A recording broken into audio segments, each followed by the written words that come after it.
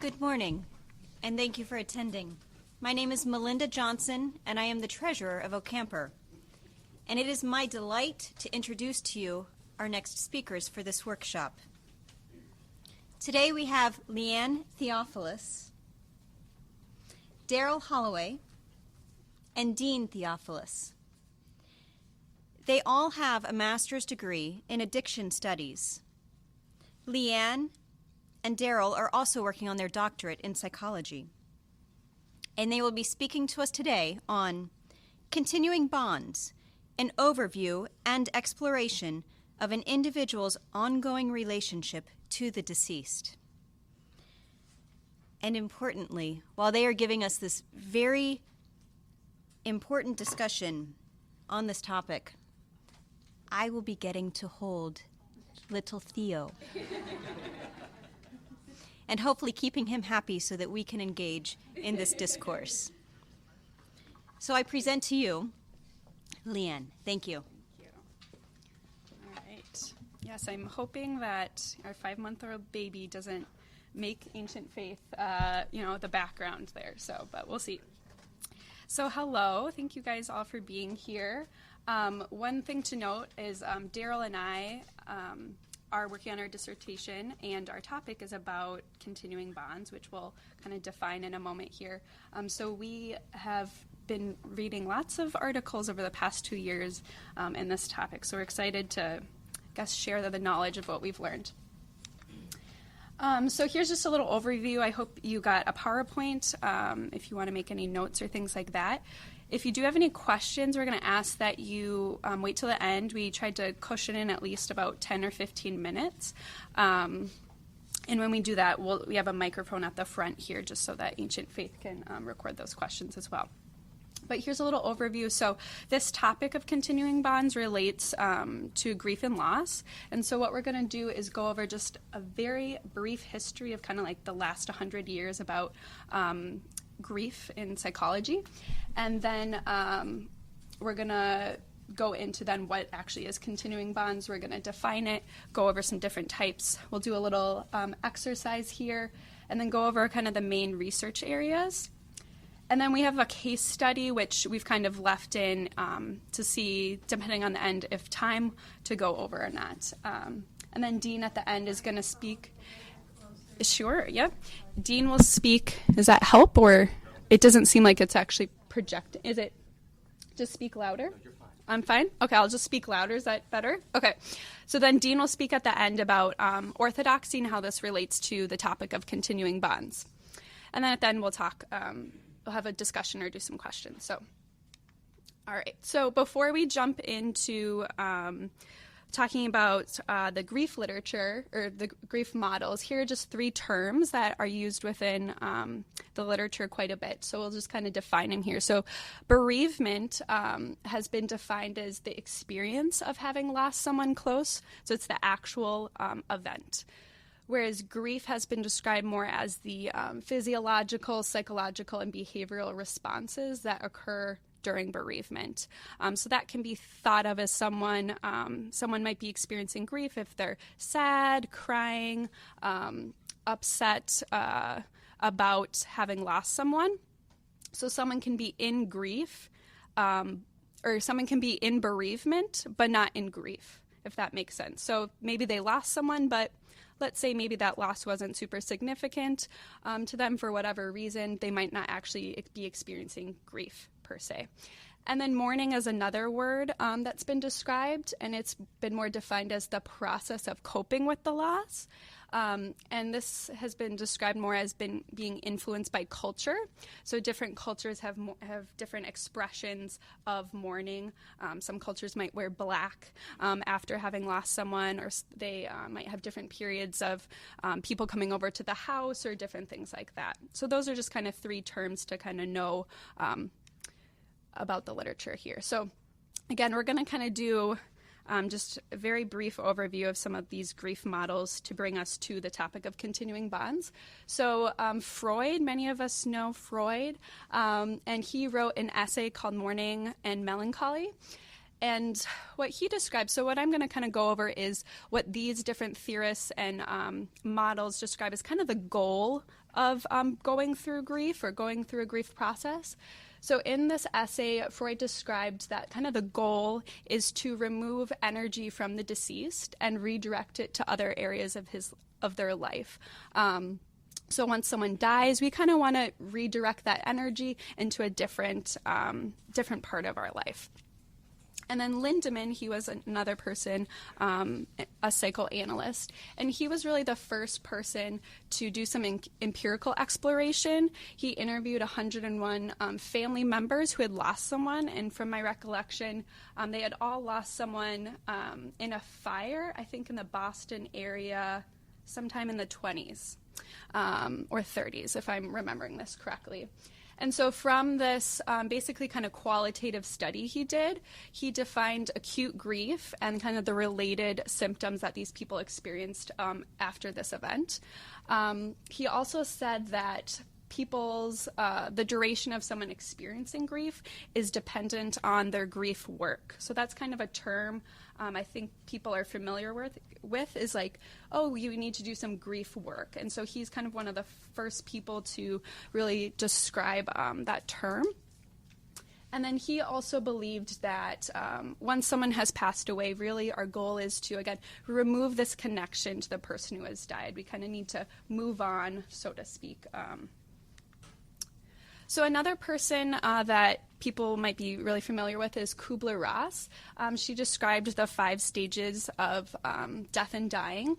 And so they're the denial, bargaining, anger, despair, and acceptance. And from my experience, these 5 stages are really embedded within our society. I think there's even like a Grey's Anatomy episode that goes through like all the stages or whatever. And so she developed these stages. When I read about this, what was surprising to me is she described these stages of people who are they themselves in the process of dying. So they're going through if someone's in the process of dying, they're going through denial. They're thinking, oh, I'm not actually dying, it's something else. Or they're bargaining that whole like, oh, God, I'll be a better Christian if you spare my life.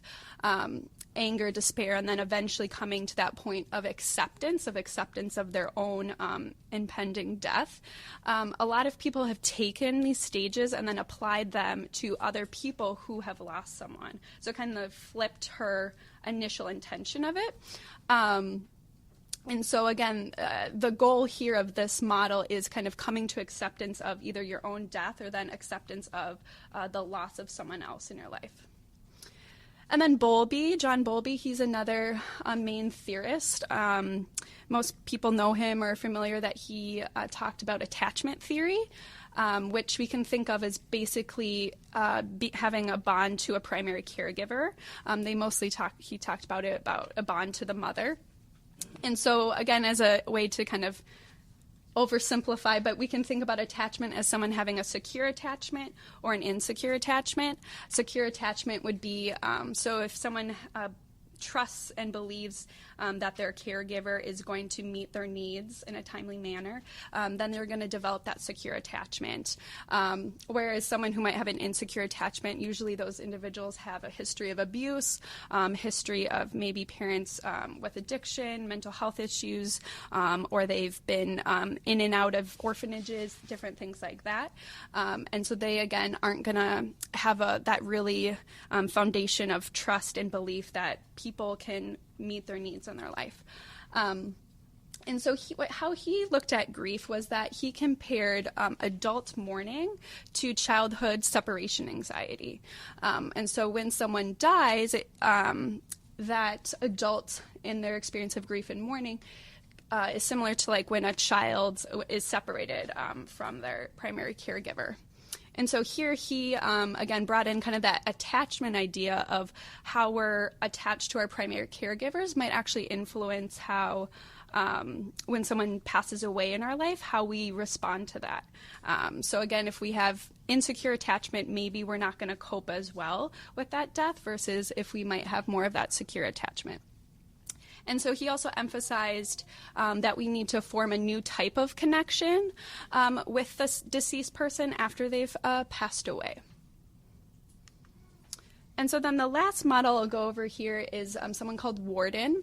And he, from 1982 up till, I think, 2018, he just put in a new edition. He's has this handbook called the Grief Counseling and Grief Therapy, a handbook for the mental health practitioner. And he describes 4 different tasks of mourning. So there's different grief models out there that have tasks and stages and things like that. And so in his 4th edition, he changed the last task. So earlier editions, this last task was similar to kind of the Freud and Lindemann of like, we need to just kind of move on, remove this connection we have with the deceased. And in his 4th edition, which I think was maybe early 2000s, if I'm recalling, he changed this last task to find an enduring connection with the deceased in the midst of embarking on a new life. So he really changed the emphasis of maybe we actually need to continue a connection with the person after they've passed away. And he really formed this or changed the task based on other literature out there, and also I think seeing other patients and how they were coping with the loss in their life.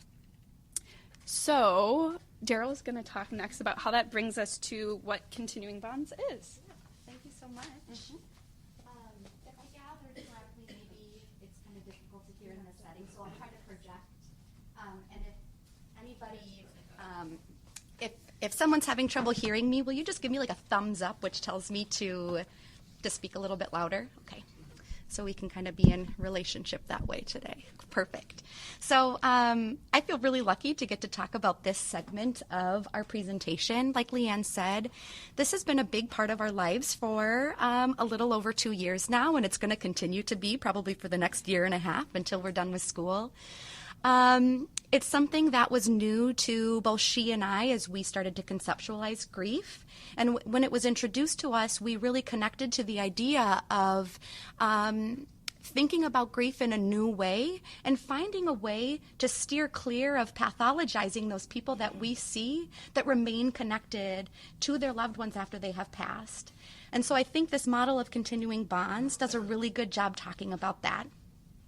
So Leigh-Ann did a really wonderful job giving us a really quick overview of a lot of years of grief models, and even showed, I think, how grief and the way we conceptualize grief has changed over the last, even within the last probably 20, 30 years or so.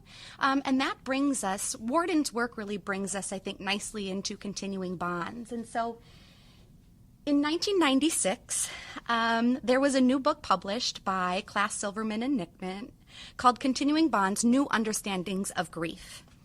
And so historically, grief models have promoted, like Leigh-Ann said, acceptance, closure, reinvestment of energy to other places in our lives, maybe even other relationships, and really embarking on this new life. How am I going to create a new life? How am I going to move on after someone has died, after I have lost the significant person in my life? And so this book came to be and really questioned and explicitly questioned these dominant models of grief and offered us a new perspective. And I think really took ideas from Bowlby about this ongoing attachment after death, and also Warden recognizing that maybe it's not about acceptance and moving on. Maybe, perhaps, these literal linear models of grief like Leigh-Ann talked about that end in detachment were really denying a reality of how people actually grieve. Maybe there was something we were missing. And so these authors suggested really a new paradigm. And so this paradigm is rooted in the observation of healthy grief, not necessarily only being about moving on, but healthy grief also being about just creating this new relationship, staying connected. And I think this experience of staying connected was so common, even though we were holding on to these models of moving on, which I think left a big gap in how we're understanding grief. So under this model of continuing bonds, which I think is so dear to us, when your loved one dies, like we talked about, grief isn't about working through, and it's not linear. I'm going to be angry, and then I'm going to move on, and then I'm going to accept. We rather suggest that When your loved one dies, you slowly find ways to adjust and redefine your relationship with that person, right?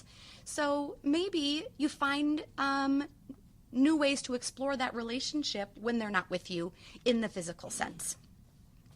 And so one thing that we want to emphasize, which I will talk about in a couple of slides, is that this relationship is not necessarily unhealthy, nor does it mean that you're grieving in a normal way. Instead, we're just offering that rather than thinking about right or wrong ways to grieve, good or bad ways to grieve, healthy or unhealthy ways to grieve, that maybe we have a little bit of flexibility in how we conceptualize how people grieve and recognize that for many people, culture, religion, spirituality may inform this process of remaining attached in many different ways. And then that leads me to how we're gonna talk about this. And so about 10 years later, Strobe and Shute really put a solid definition on continuing bonds. Strobe and Shute defined this as denoting the presence of an ongoing inner relationship with the deceased person by the bereaved individual. And so by someone going through the process or experiencing the death of a loved one.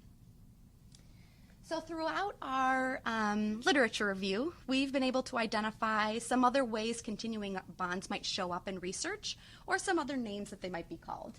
And so these include after-death spiritual experiences, post-death encounters, continued attachment, or after-death communication. Bless you. And you might even be thinking about ways that you've heard about continuing bonds in your own lives, and maybe be thinking about other names that they might come by. And these are just a few that we came by in the literature. Okay, so now what I want to do is, now that we have a quick but hopefully solid understanding of what this model of continuing bonds is and what continuing bonds are, there's additional research that's explored ways that continuing bonds have showed up in people's lives or are experienced. And so what I just put out to you is, as I read these, I'm wondering if you might start thinking about ways you may have experienced continuing bonds. It might be ways that you've heard other people experience continuing bonds. I realize we have a wide range of practitioners and people who work maybe with people who have grieved. So maybe you can think about professional experiences. Maybe people you've come across have experienced continuing bonds. So some common types that we have come across within the literature include dreams about the deceased, which I think is very straightforward. Having someone that you've lost show up in your dream world, in your nighttime world. A sense of presence of the deceased. Profound coincidences that you might come across. This might be, my father's favorite color was red, and now I see the color red everywhere. I see vibrant red everywhere I go. Or my mother really loved this kind of bird, and I'll be sitting and enjoying a day, and I find these birds everywhere. They show up in my life. Or some common things that I've heard are butterflies. Like this loved one of mine loved butterflies, and now butterflies are so salient to me, and I see those everywhere I go. So reoccurring symbols related to the deceased. This could be similar of what we were talking about, these profound coincidences. Or communication through a psychic. This was something that reoccurred in the literature, that in fact, rather than detaching from a loved one, people were actually seeking ways to stay in connection. People were going to individuals whose career was helping people stay connected and using those services to try to find ways to continue that attachment and communication. Use of social media. And this could be a number of ways. People could use social media to talk about their loved one. People might use social media to have a memorial page dedicated to their loved one. They might post pictures of their loved one, or a loved one's page might still exist on social media that they're continuing to stay attached with in that way.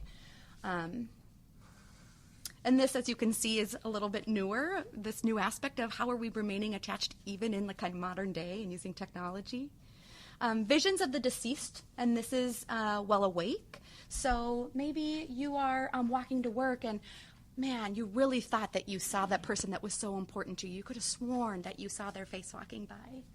Or even hearing their voice. Something that I've heard is, man, I'll be having a difficult time, and my dad talks me through that. My dad talks me through these difficult times where I might usually call him on the phone and talk to him about some troubles I'm having. Now he just talks me through it. And then this focus on fond memories, and I know that I see that a lot in my work. When I'm working with students or individuals who have had a loved one die, man, they love talking about these stories that continue to bring this person to life. Like, oh, my dad really loved this one song, so I listen to it all the time, or they'll tell a funny story that really brings fond memories back of their loved one, which I think is always a really, really nice thing to share with people. Yeah. And so for the next couple of minutes, Leigh-Ann, Dean, and I just wanted to have that opportunity to share this experience with you. So we just wanted to give you a couple of minutes, and it could be taking notes on your PowerPoint. It could be taking a few minutes just to think to yourself about maybe ways you've experienced continuing bonds. Or maybe you're sharing it with your neighbors, and then we want to come back and just chat about either personal ways you've experienced continuing bonds, or maybe ways that you've heard continuing bonds show up in your own work, whatever work that might be. So we're going to just give you a couple of minutes, and then, yeah, we'll call you back in a couple and go from there. Sound good? Any questions about that? Feel free to talk more. Yes, please. Okay, good.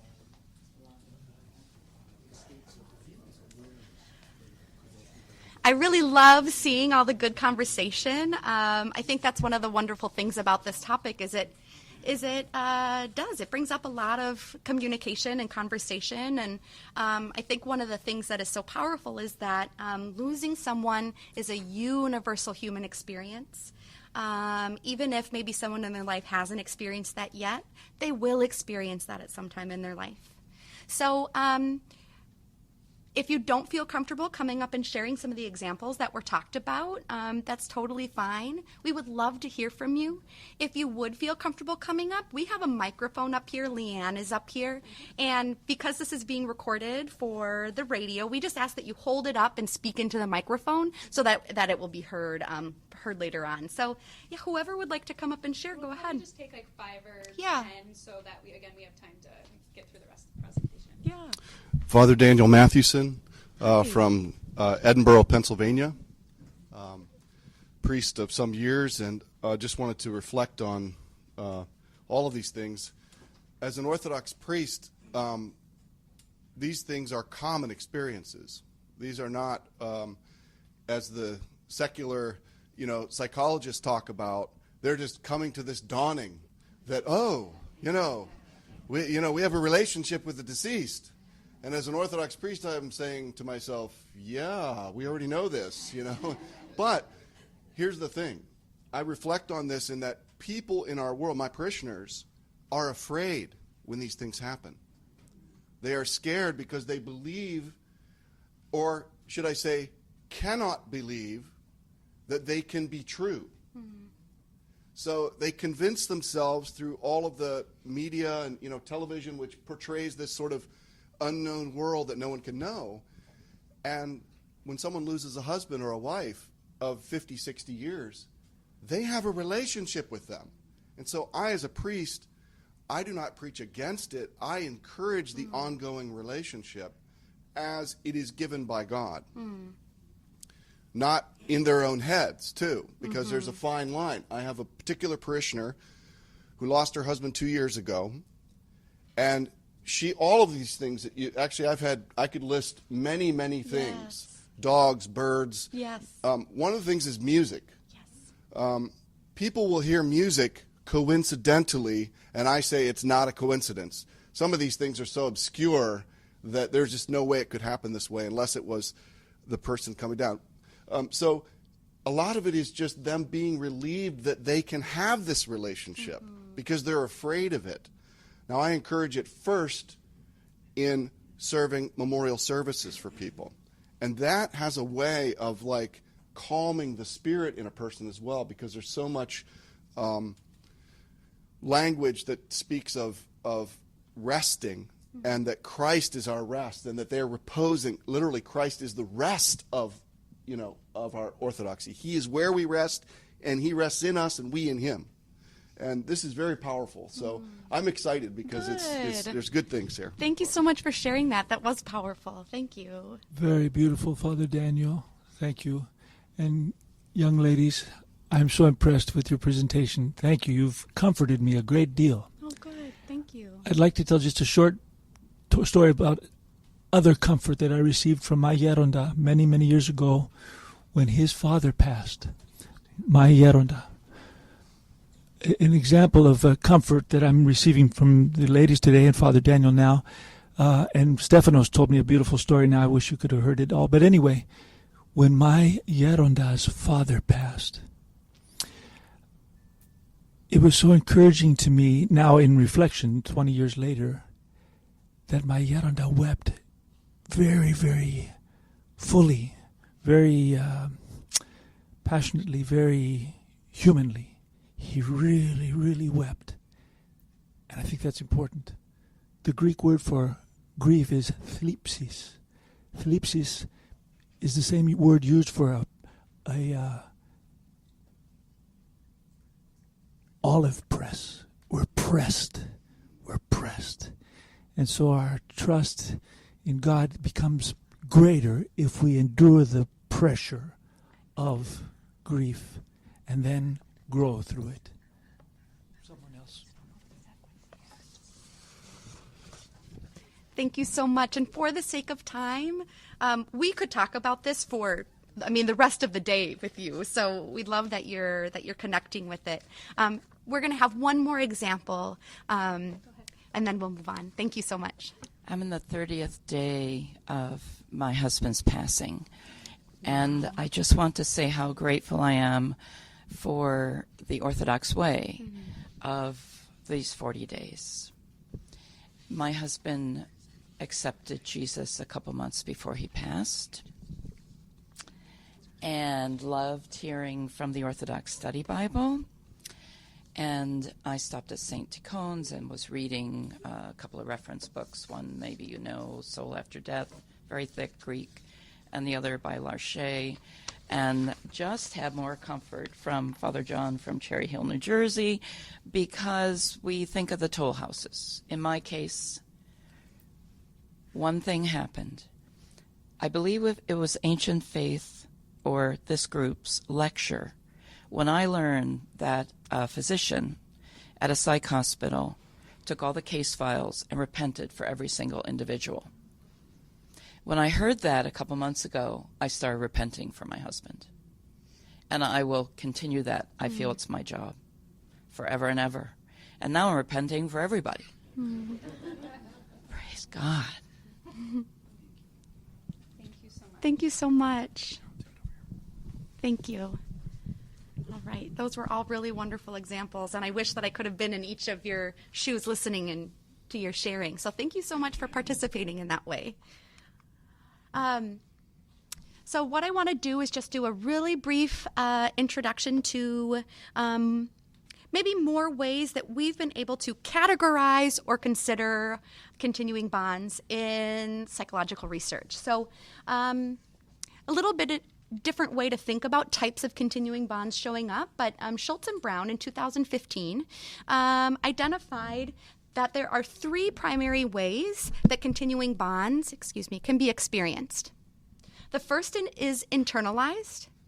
And so a continuing bond that has a subjective experience of the deceased. So I imagine my child is watching over me, an internal sense, a feeling that you have.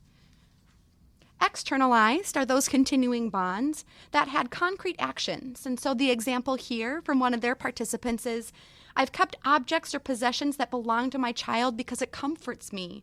This was their blanket, so now I sleep with that blanket every night. So something that's externalized, right? Something that is an action that we can see and observe. And then transference, a little bit different than the transference we would think of in therapeutic work or psychoanalytic work, but continuing bonds imitated the deceased. So an individual carrying out the deceased wishes, something that was important to the loved one who has passed, and now I'm going to carry that forward. It could be carrying on a tradition. I saw somebody who said on Thanksgiving, It was my dad's duty to make the best cranberry sauce, and now that he's passed, it's my duty. I'm going to start making that cranberry sauce the same way he always has. I'm not going to use a can. That would be doing a disservice to my dad, okay? So carrying out or a transference of those wishes of their loved one. Another researcher on the topic of continuing bonds identified that there are continuing bonds that might be initiated by the deceased. So having an experience of a continuing bond that you feel was initiated by the person who has passed, and then those continuing bonds that are initiated by you, the person who has lost their loved one. And that could be a wide range of things, the things that we've already talked about today. And so just differentiating between who initiated that contact, the person who has passed, or is it me, the person who is grieving? And so then I just want to touch on the prevalence that is found within the research, which I think is pretty wonderful and speaks to what some of you has talked about, that this exists and people experience this more often than they do not. So Klugman found that 62, so we'll say 63% said, yes, I do have a connection with someone who has died. And then almost an exact number in 2014 that 63% of their participants endorsed engaging in continuing bonds. And of course, the people who said no, maybe they haven't had those experiences. Maybe those individuals feel fearful, like you talked about, of acknowledging what does it mean if I have this experience, especially in modern and secular psychology. We have said you shouldn't stay connected. So I can imagine the fear about what might that mean if I come forward and talk about this connection. And so that's our goal, is to start normalizing and accepting and acknowledging this in grief work. A big question within the field of psychology and grief work is, well, are continuing bonds adaptive or are they maladaptive? Is it really helpful for someone to stay connected, or is this going to harm someone and just prolong their pain? And so what we did is we just did a really brief overall, what have we found in our delving into the literature? Well, what we found is that research indicates that continuing bonds are common and that as a whole are experienced as positive and comforting in the grief process. Of course, there might be anomalies or there might be people that don't experience that. Overall, people do find this to be a positive, comforting experience for them. So what we have found is the pieces that might impact a maladaptive connection is we found that the quality of the death, how somebody died, might impact this.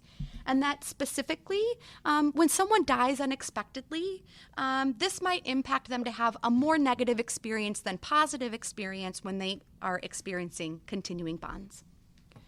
Another piece here is the kind of continuing bond. So this is based on one group of researchers' data, and they found that illusions or hallucinations or more concrete experiences of continuing bonds, or having an insecure attachment style like Leigh-Ann talked about when talking about Bowlby. This might indicate that someone might have more difficulty adapting to the loss and therefore lead to a more negative experience of continuing bonds. Continuing this question, is it maladaptive or is it adaptive? For those people that might experience continuing bonds as being maladaptive or have it be a negative experience, we have found in the literature that forgiveness might act as a mediating role in promoting a more positive experience. So if the person who is bereaved or going through the grieving process gets to a place of forgiveness, they have a tendency to then move into experiencing continuing bonds as more positive. Continuing bonds and spirituality may serve to help promote post-traumatic growth. This is another area that's, I think, been a big part of our research that we just didn't have time to talk about today. And that's that after something difficult happens, after a trauma, whether it's a little t or a big T trauma, people have a tendency to, how they deal with that can lead to resiliency and growth following that trauma rather than a decline in symptoms. And so we have found in the literature that engaging in continuing bonds and engaging in one's spiritual practice or spirituality, that can actually help promote this process of post-traumatic growth. It's also really important, and we emphasize this, that we reflect on our own processes and biases in this area. And so if we're working with individuals who have lost other people, it's important that we start to recognize, what are my opinions and ideas about this? Do I come to my practice thinking that this is bad? And how might that impact somebody? Or how have I come to believe about grief and death? What are my own experiences that might inform how I react to somebody else expressing continuing bonds? So just for the sake of time, we're going to skip over this case example. If we have time, we will absolutely come back to it. But now I feel really happy to be able to introduce Dean, who's going to talk about continuing bonds and orthodoxy. Thank you so much.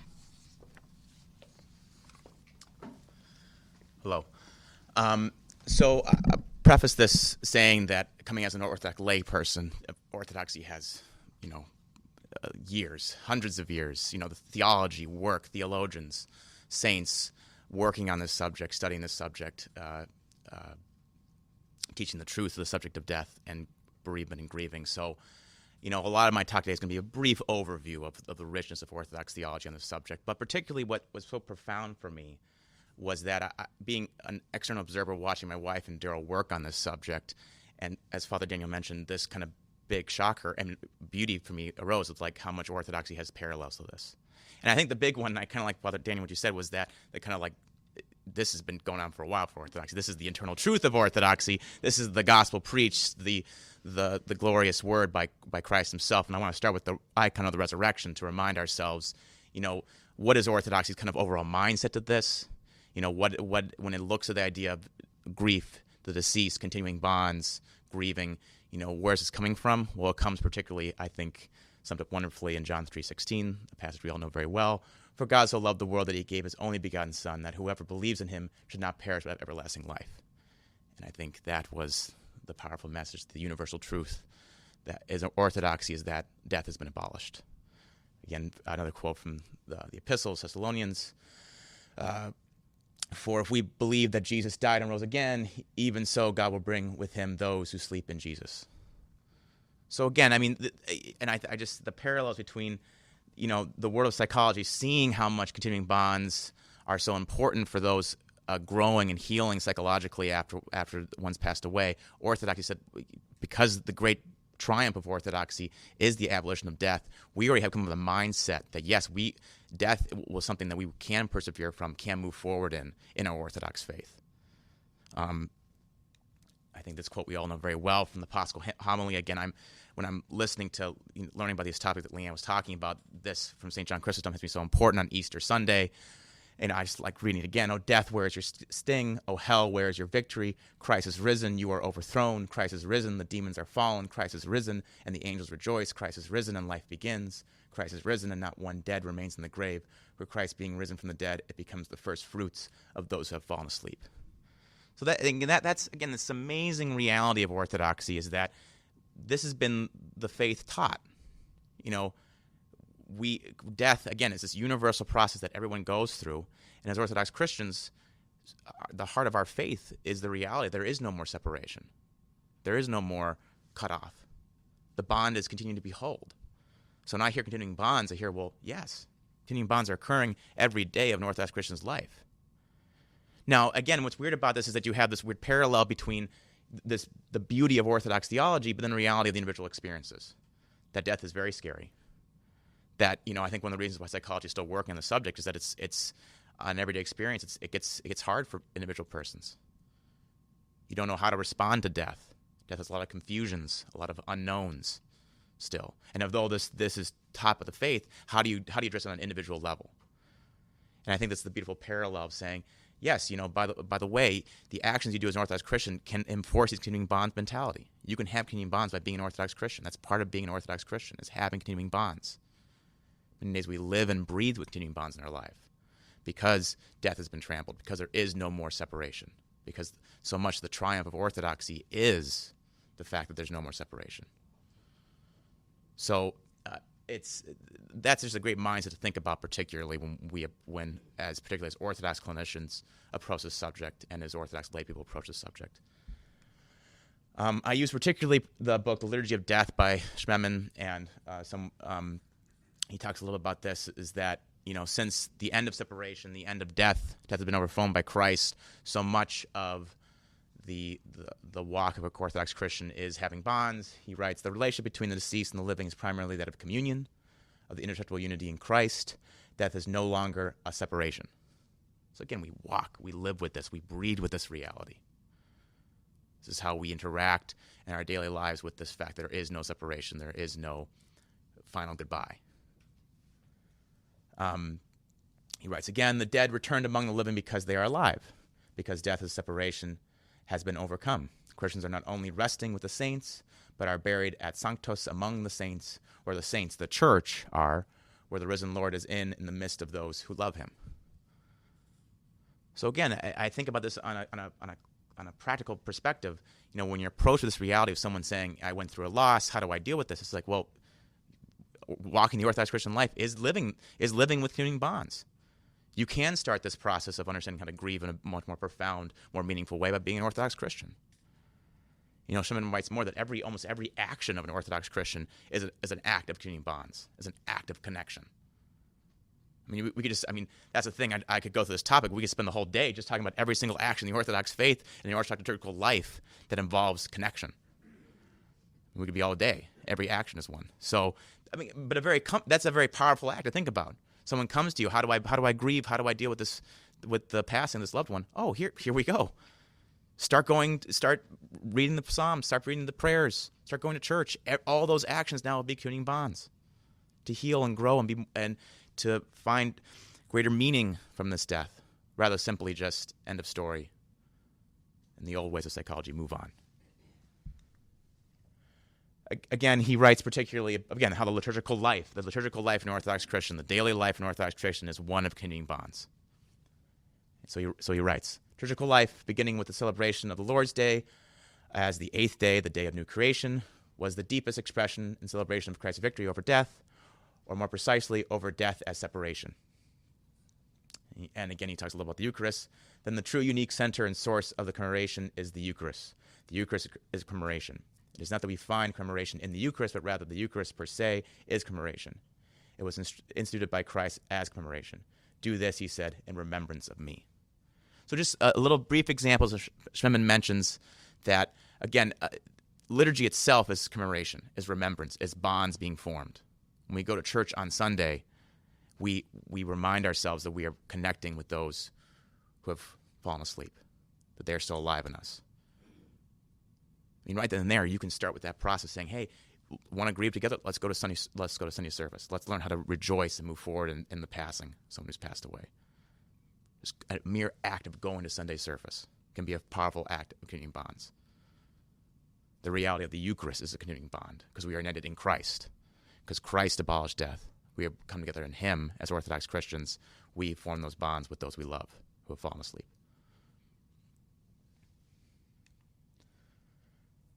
And I like this quote too.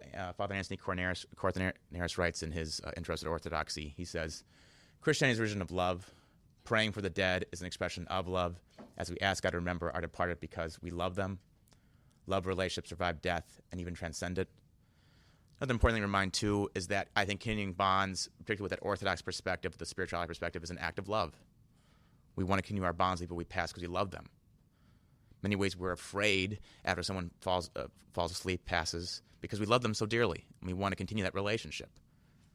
Love is relationship. Bonds, communing bonds, is an act of love.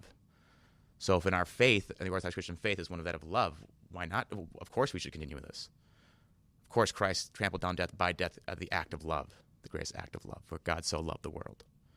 So that's so important in this act of realizing that when we think about these acts of bonds, of continuing our bonds with those who have passed away, it's all out of love. We're growing, healing through love as a guiding force too. Schmemann writes, and particularly about the prayers, praying for the dead, which is so pivotal and powerful in the Orthodox faith, whether it be memorial services. So much of Orthodox liturgical life involves prayers for the dead. So again, I could go, we have a whole rest of the day about the memorial service and what that means.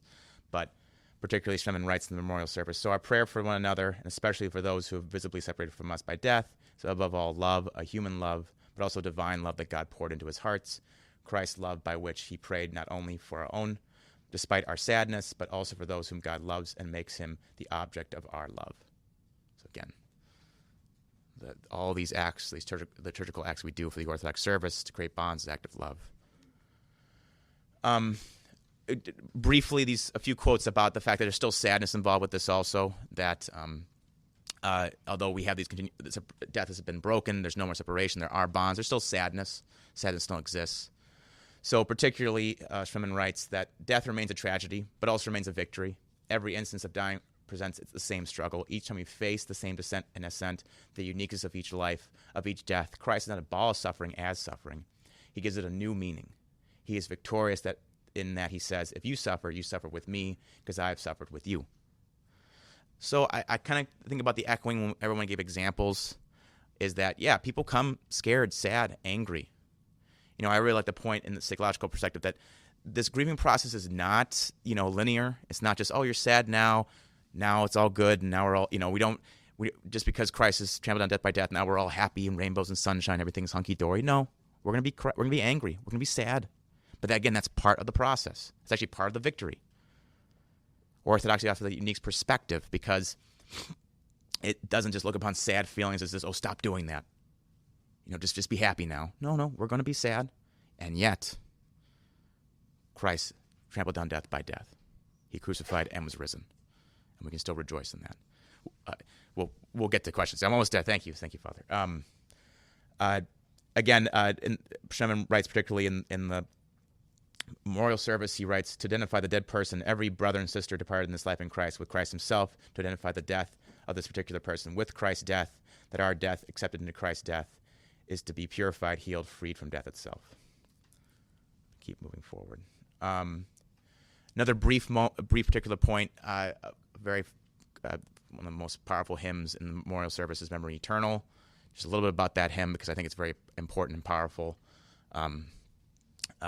Schmemann writes, commemoration, remembrance, and memory are all translations of the Hebrew word zikarion, memory.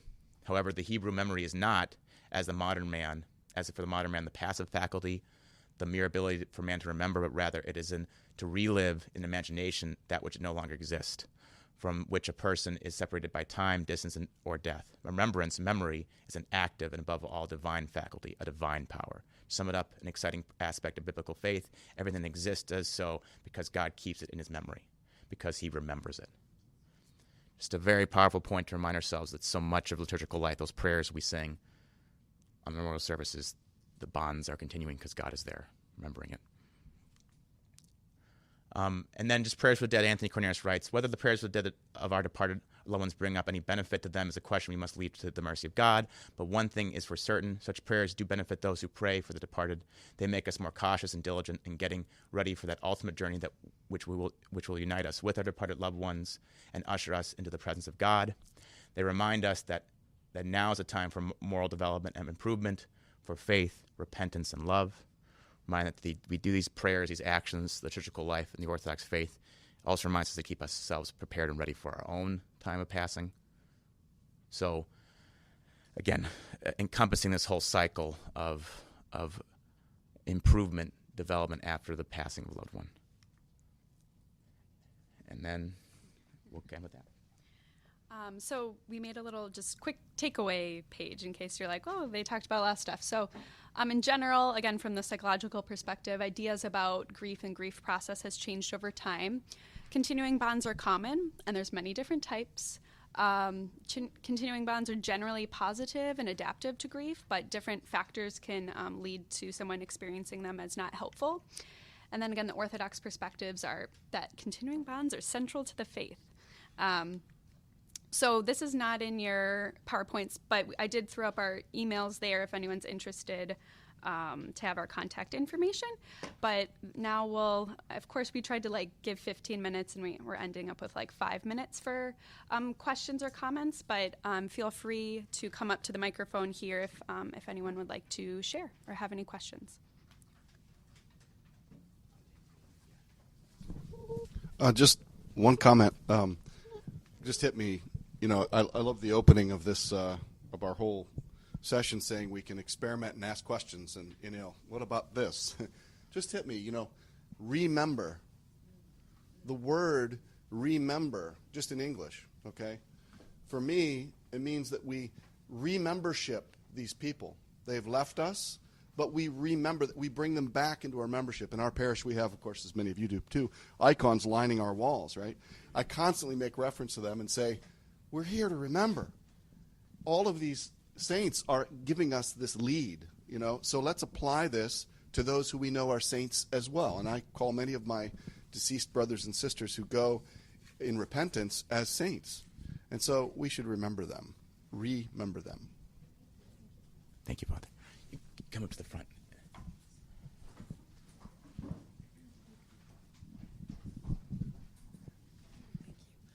Thank you very much. My name is Catherine. I'm not a professional counselor. We did adopt our daughter out of foster care when she was 9 years old. She's 19 now.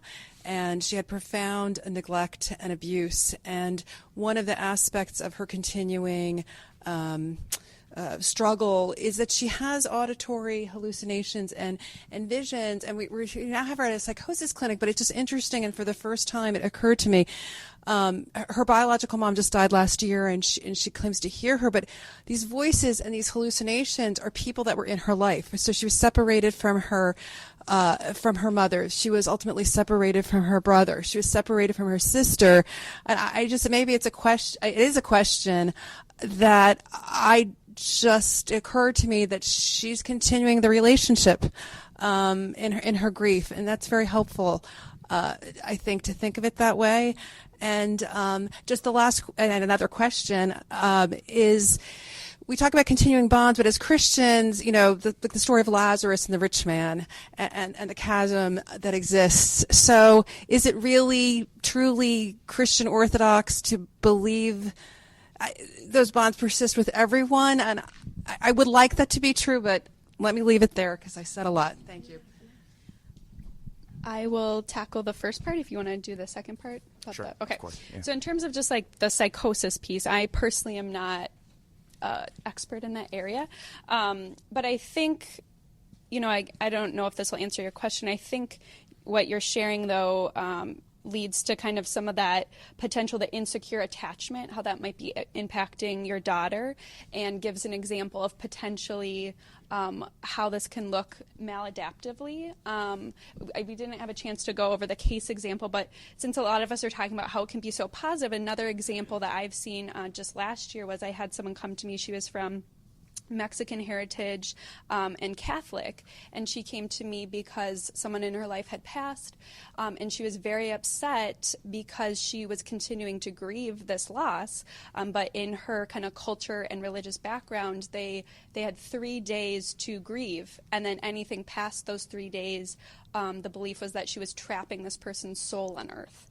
And so she was getting dreams from this person who's died, and she was so terrified that she was responsible for trapping this individual's soul on earth. So, you know, and I didn't know how to help her in one session, and I don't know if I was helpful in that, but I think that it gives you another taste of, oh, how can this look maladaptively? Because a lot of us, I think, we're like, oh, yeah, this is good. We're continuing a connection.